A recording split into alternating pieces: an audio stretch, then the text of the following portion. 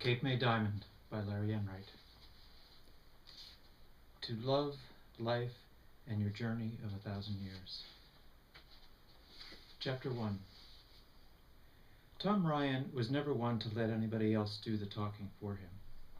There was a time when his friends would have told you he did too much of it, and had you bothered to ask, they would have pointed out that most of it was bull.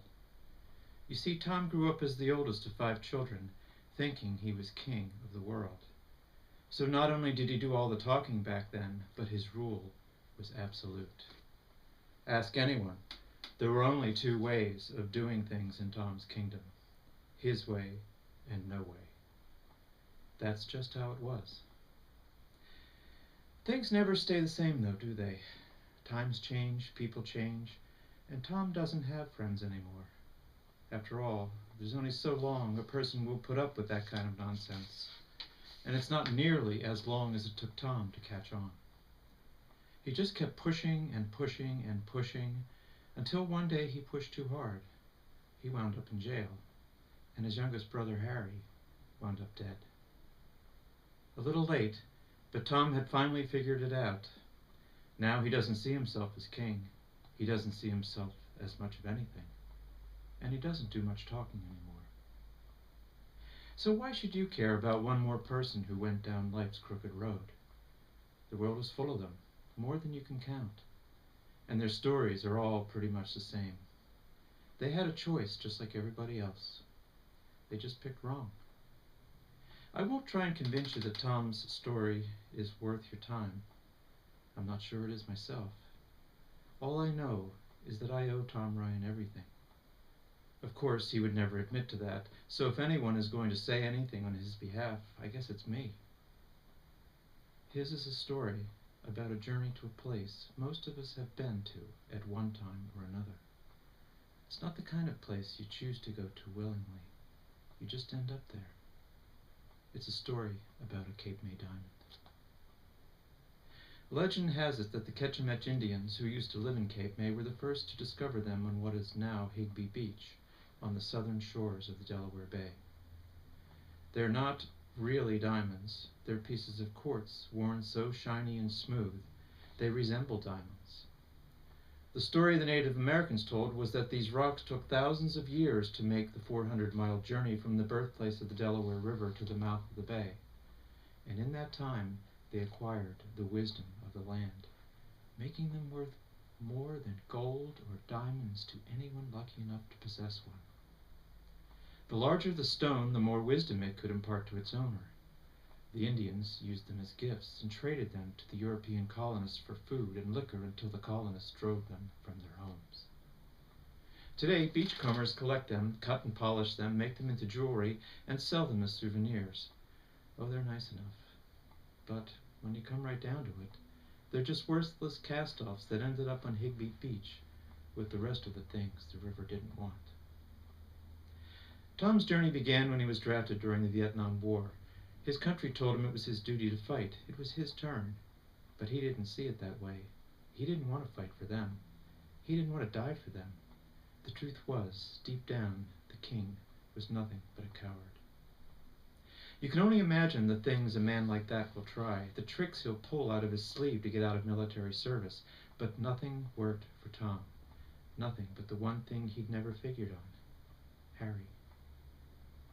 Harry was a kind and gentle soul and a joy to be around. But more to the point, he and Tom looked so much alike that people who didn't know them often mistook them one for another. The fall that Tom was supposed to report for duty and Harry was supposed to go off to college, Harry stole Tom's ID, left him his own, and headed off to the war to fight Tom's battle for him. He left without notice. He left without saying goodbye. All he left was a note asking Tom to take his place at college and pretend to be him. Make the most of it. And when it was all over and he came home from Vietnam, things would go back to normal, and no one would be the wiser. It was a dumb plan, a stupid thing to do. Tom could have stopped him. That would have been the right thing to do in most people's minds. But he did what his little brother wanted, because in the end, being a coward trumped doing the right thing. So Harry went off to war and Tom went off to college again. He could have coasted through. He'd already graduated from college once. But to his credit, Tom did do his best. Better than most. And they were in the home stretch of Tom's senior year as Harry and the final year in Harry's tour of duty as Tom, and it was looking like the crazy plan might just work when it all fell apart. Harry was killed in action. Now there was no going home for Tom. When he got the letter saying that Sergeant Tom Ryan had died a hero, his life was over. His little brother was dead, and Tom might just as well have been. When the authorities figured out what he'd done, he was convicted of draft evasion, and they traded in the king's throne for a metal toilet seat in a cell in a minimum security federal prison. They wanted to charge him with more. Even Tom thought he deserved more. 5 years hardly seemed a fair price for a good man's life. Funny thing was, Tom was released from prison after only 2 years, thanks in part to Richard M. Nixon, a man himself dethroned and disgraced like Tom, but who also happened to be President of the United States, a man who, unlike Tom, insisted to the end that he was not a crook. When Nixon resigned and Gerald Ford succeeded him in the Oval Office, President Ford did what many thought was the right thing for the country. He pardoned Nixon to close the book on an unhappy chapter in U.S. history, but in doing so was forced to grant clemency to all the draft dodgers in jail, all those who had tried to run from the war that had become Nixon's fault in most people's mind. So Tom Ryan was set adrift again and washed up on Higby Beach in Cape May. That's where I first met Tom after his release from jail in 1975, in a little mom-and-pop restaurant called the Dewdrop Inn on Beach Avenue in Cape May. It wasn't really an inn. The name was someone's idea of a joke. To be honest, it wasn't much more than a hole in the wall. There were 5 booths along the window that faced the ocean, a space near the jukebox where the owners, Mac and Mindy Wells, set up high-top tables during the summer tourist season, and a lunch counter that doubled as a bar. They served breakfast till 5 and soup, sandwiches, and drinks until 2 a.m. When the kids were out of school for summer vacation, some nights they had live folk music. Anyone with the nerve could take the open mic and play along as long as it was folk music. Mac and Mindy liked folk music. Bob Dylan was their favorite. They even had a framed signed photo of him on the wall behind the counter, taken when he showed up one night unannounced. Nobody recognized him until he sat down and started playing The Times They Are A-Changin' for the 10 people sitting around drinking and talking. After that, it became selection number 1 on the Dewdrop Inn's jukebox and got played every night at 5 to let the regulars know that breakfast was over and the bar was open. Mac and Mindy Wells were an older couple. They'd lived in Cape May long enough to have seen it when it wasn't just a run-down shore town. But that was a long time ago. In 1975, it was a place where you could find street after street of old Victorian houses, neglected, whitewashed, and boarded up, a perfect place for a nobody like Tom Ryan. Lucky for him, even nobodies have relatives. Mindy was his aunt, his father's older sister. She was born in Ireland, but as Tom's granddad used to say, she turned her back on the old sod when she married into the crown. It didn't matter that Mac was from Hoboken. Wells is an English name, an occupational name like Fletcher or Hunter. It comes from Wellman, which was the job of the man who saw to his town's watering hole, fitting for a barkeep, but not so much for the husband of an Irish lass. Tom had been in town for about a month. He was looking to start over. Imagine that. 28 years old and looking to start over. Seems hard to believe until you imagine spending 2 of them in prison for being a draft dodger, and until you imagine being responsible for the death of your youngest brother. If you can imagine that, it makes perfect sense. It wasn't a good time for anyone in 1975. The Vietnam War had finally ended with the fall of Saigon in April of that year, and the country was mired in one of its worst recessions ever. Unemployment had risen to nearly 9%, and the rate of inflation was even higher. Not a good combination. Things were bad all over, so bad that President Ford pushed through a fairly sizable tax cut that spring. But what good was that for the 9% unemployed when they had no income to be taxed? Tom and I met Monday, May 19th, 1975, to be exact, a week before the official Jersey Shore season opened on Memorial Day, and 5 years after the entire town of Cape May had been listed on the federal government's National Register of Historic Places. That single act had come with such flourish and publicity and such promise for the once beautiful little town that it had everyone in Cape May expecting a miracle that never happened. Being historic didn't attract any more tourists. It's just added that word to the decaying shore town's resume of empty adjectives. The bottom line was that nobody wanted to pay $35 a night for historic when all they got was a dilapidated room in an out-of-the-way town where the only thing going on was bad folk music at the Dewdrop Inn, especially when they could spend the weekend in Wildwood just up the coast. Wildwood had some of the best beaches in the world and a boardwalk that rivaled Atlantic City's. It was a happening place with great seafood and nightclubs and bars that catered mostly to the younger set, and if you weren't part of the younger set, you weren't even farther away from Cape May to Ocean City, a family town, a clean town, a place that wasn't a dead end.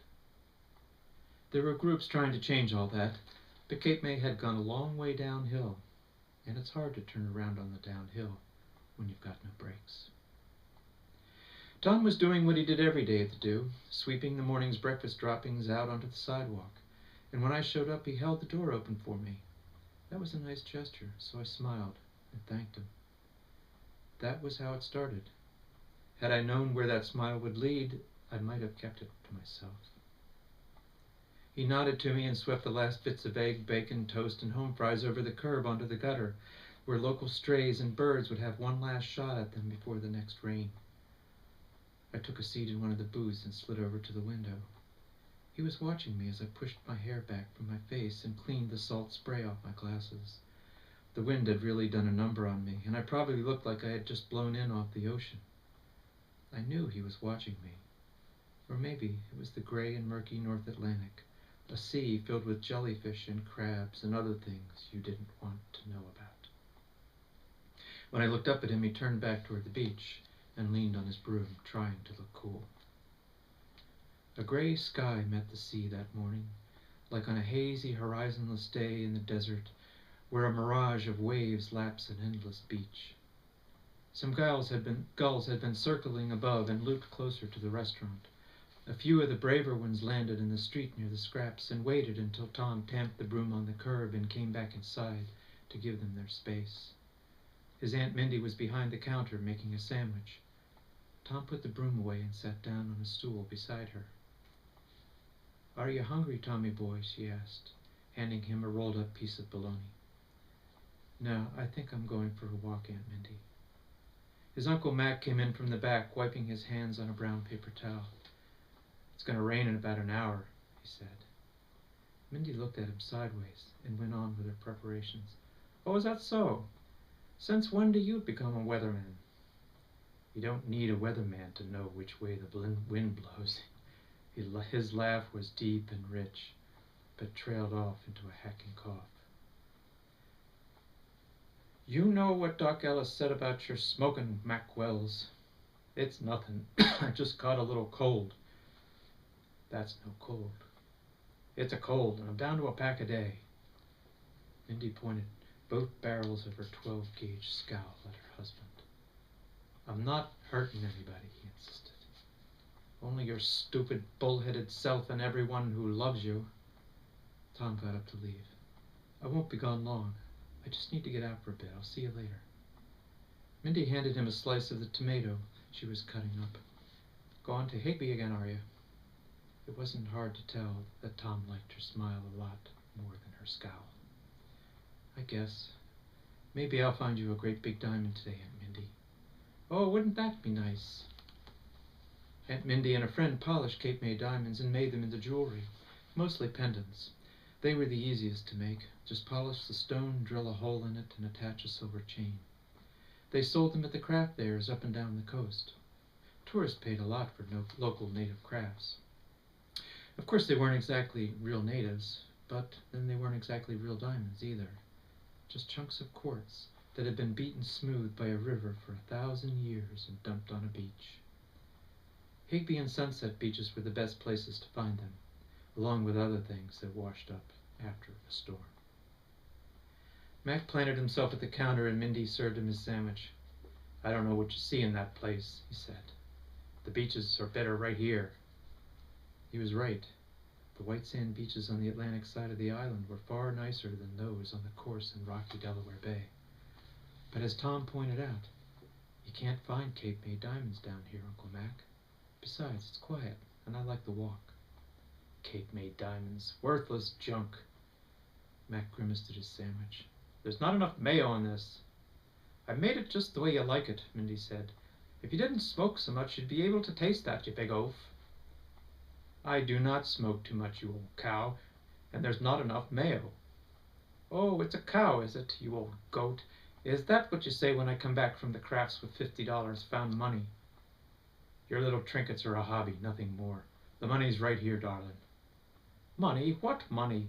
This country's so bad off that no one can afford to eat in a restaurant anymore." "Oh, but they can afford to spend their grocery money on rocks. Was that what that soup was last night?" The record changed on the jukebox, and Tom frowned at the song that began to play. "Well, are you going or aren't you?" Mac said to him. "Take my slicker if you like. Just be back before 5. He pushed his stool back and muttered his way toward the kitchen. "What about your sandwich?" Mindy called after him. "Put more mayo on it. I'm going for a smoke," he said, and stormed out the back. "Is everything okay?" Tom asked Mindy. "He's just worried," Mindy said. "We all have our share of that. He just seems tense or something. He'll be fine after his cigarette and the rest of his sandwich." Mindy turned up the music and went back to her preparations. Tom looked across the restaurant at me. I was the only customer in the place, and I hadn't been served. They'd been too busy arguing. He came over to my booth and waited, but I was more interested in looking out the window than in ordering breakfast. "Can I get you anything while you're waiting?" he asked. The table hadn't been wiped down. I didn't have a clean place setting, and the menu was still wedged behind the napkin holder. I shook my head. "I just came to sit for a minute." "How about a glass of water?" "No, thanks." He called to Mindy and pointed to the booth when she looked up. "In a minute, dear," he said, placing another round of tomato on the cutting board. "Well, I tried," he said feebly. "Thanks. It's fine, really," I said. Tom left the do and turned right, passing the windows in no hurry, watching him leave. I could tell he was trying to figure out where he'd seen me before. Mindy came over to wipe off the table and was setting out a new paper placemat and silverware when he crossed the street and headed toward the ocean. The beach that day was an unfinished charcoal drawing, lacking in definition and interest, but for the ripples of light on the water. The artist hadn't yet sketched in anyone other than Tom walking the beach. There should have been children tossing a ball around, or a woman in a wide-brimmed hat holding it on her head against a gusting wind, or even an arthritic old man playing fetch with his dog. But there wasn't. Just Tom, on an otherwise bland seascape. I think he liked it that way. "Do you mind if I walk with you?" I had come up from behind. I guess I startled him. I apologized and pulled my baseball cap lower over my eyes against the glare. "That was a quick breakfast," he said. "I wasn't hungry. I told you I just needed to sit for a minute." "Okay, you don't have to bite my head off." "Nice hat. Pirates, right? Are you from Pittsburgh?" "Maybe." "What's that supposed to mean? Don't you know where you're from?" The truth of it was, I didn't. I turned to the ocean and looked down at my red tennis shoes, one with a light white lace, the other brown. They had seen much better days. I wondered why I was wearing them. I didn't particularly like them. I wondered why on earth I was there in Cape May. I couldn't remember. Tom exhaled the way people do when they want to show you how they really feel, with an exaggerated puff of stale breath. "Okay, I guess I'm just being stupid as usual." It wasn't a question, so I didn't answer. "That's fine if you don't want to talk about it," he said. "It's none of my business anyway, but if you still want to walk, I'm headed to Higbee Beach. It's about a half hour that way." He pointed west down the shoreline and started walking away. "I don't remember where I'm from, how I got here. Nothing," I said. And it was true. I couldn't remember a thing. The odd part was, it didn't scare me. You would think it would, considering that most people's lives aren't much more than the sum of their memories. And when your memories add up to 0, what does that leave? But somehow being with Tom just then made it okay. It was then I realized that, even though I had no idea why, I was there in Cape May on May 19th, 1975, with Tom Ryan for a reason. Tom studied my face. It was plain that over the years he'd met many liars, some of them pretty good at it, including myself. "Seriously," he said. "Yes, seriously. What's your name? Do you remember that?" "Annie Mae Meehan." "Well, that's a start. I'm Tom Ryan." He tried to smile. It must have seemed like the right thing to do, but it wasn't a very good try. I could tell he was out of practice. "I can be a real jerk sometimes, just so you know," he added. "Thanks for the warning." He told me that something about me was very familiar, but he couldn't quite put his finger on it. As far as he could remember, there were no Meehams or Annie Mays anywhere in his past. I told him I had never seen him before in my life. He said that my blue eyes reminded him of his college girlfriend, Beth, but he'd either seen nor heard from her in over 2 years. When I asked him why, he said it was none of my business. "Do you have a purse or a wallet or something that might have some ID in it?" he asked. "No." "What's the last thing you remember?"